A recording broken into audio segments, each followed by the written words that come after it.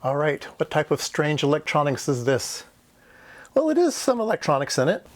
There's some electronics in the back here, and you need electronics to make it work and stuff. But people probably have no idea what this thing is. And I was cleaning up the lab and I found this, and I didn't even know I had it. I did not work on this project. I've worked on projects like this one before, but I didn't actually work on this particular project. My boss had worked on this project, and this was left over, and I just saved it from the trash can. And so let's go ahead and look at what it is. It has a lens on it. That's pretty cool. And it's got some little things up at the top. It's got this piece of gold in the bottom. So that's pretty cool. Let's pull that out. Yeah, let's pull that out. Ooh, look at that. Ooh, looks like a CCD. That's pretty cool. So it must be a camera, huh? It's got a lens and it's got a CCD. It must be a camera. No, this is not a CCD, and this is not a camera. This is a projector. This is a TI micromirror projector. So this is a TI micromirror part. So we'll talk about what that is. And if I open this up, you see that inside, so it's not electronics, but it is optics. Okay. Now there's some lenses and some mirrors and stuff in there, and this is a big lens. There's some prisms. There's all kinds of cool stuff in here. So before I show it to you, let me describe it to you first so you'll know what we're going to be looking at and sort of how this thing works. So yeah, let me show you my drawing.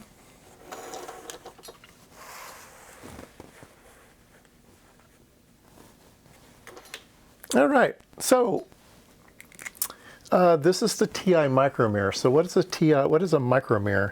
It's a bunch of pixels, and the little pixels are little mirrors, okay? And they're actually square little mirrors, and a lot of times they're connected like this, and they can actually move. They can toggle, okay?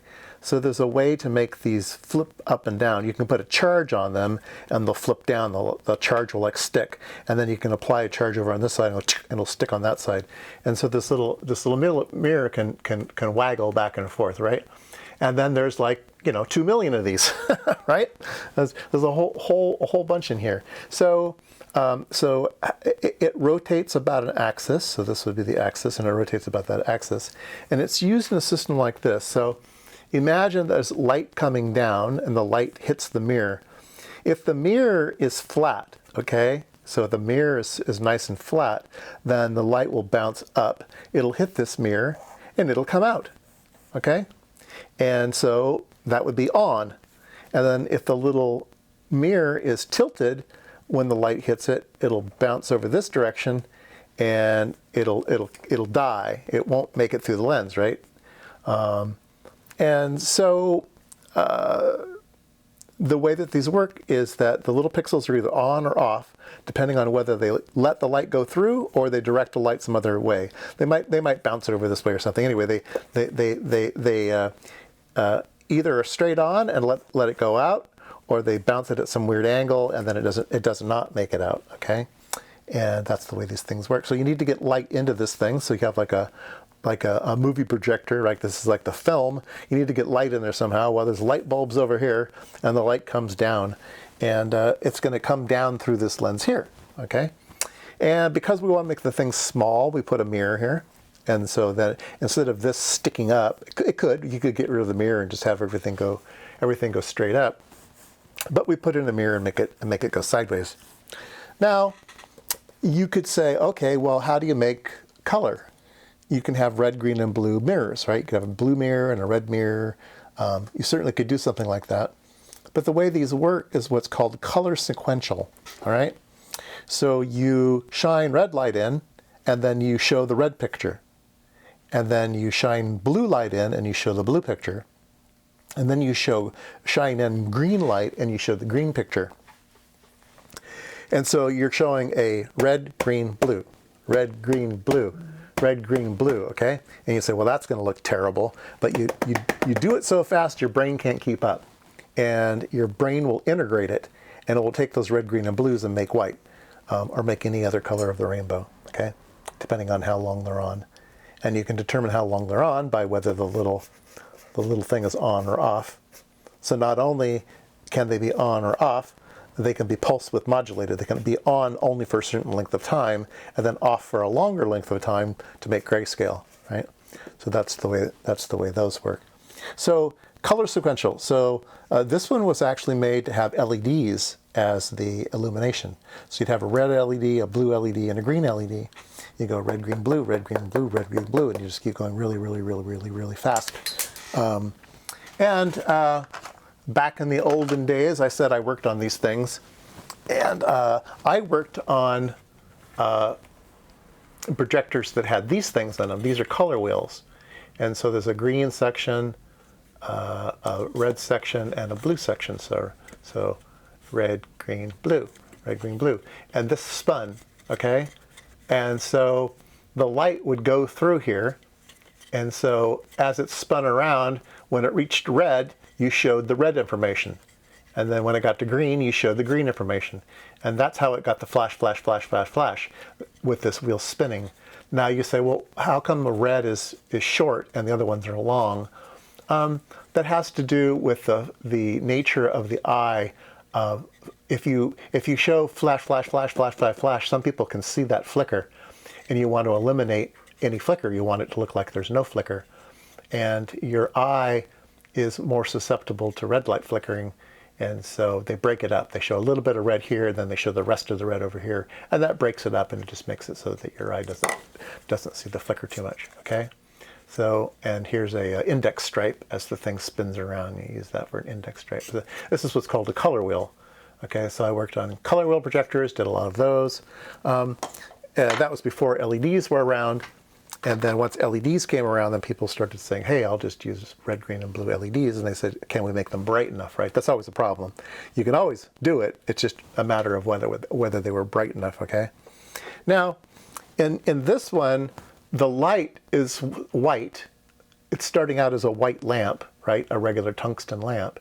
And then it goes to the filter to change its color. But the optical path is always the same. Here, the red LED, the blue LED, and the green, they're all going to smash into one another. So the way that they separate them is with these things called dichroic filters. So this is a mirror that only reflects red light. It lets through blue and green, but it only reflects red. And then this one reflects the blue light and lets through the green light. And that way, you can actually have these three different colors all occupy the same space once they get to here. So that's a clever way of smashing them all together into the same angle space. These little guys here are just homogenizers. There might be hot spots or dark spots in the LEDs, and you need to like homogenize those, make so that the picture is nice and uniform.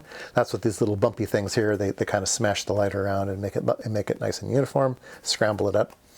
And then you have the lenses that focus it down onto the micro mirror, and then the micro mirror goes out, and then this is a big fancy lens that projects that on the screen, and you have a little projector. All right, so now that we know how it works, let's look at the projector. All right, so we have this big lens here in the front, all right, and I guess I can point with this. This is the fancy prism where the light can come in and go out. This is actually a lot fancier than I described it. There's a lot of science that goes into this prism. I'm not going to go into it in this video, but there's actually a very critical angle here, and if you're within a certain angle, you can reflect, and if you're not within that angle, it doesn't reflect. And so actually the way these work is the little micro mirror, if it's pointed right, it'll reflect. If it's pointed wrong, then it will go back the direction it came.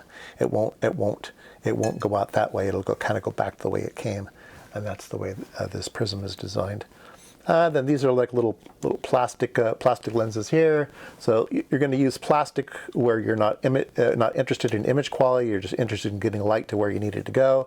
So this is a little plastic lens here. These are can be plastic. This has to be plastic and glass. Usually it's both. Sometimes it's glass only. You can machine glass a lot more accurately. So camera lenses and projector lenses are generally made out of glass. They get better quality. You can use some plastics, but that's a whole different topic.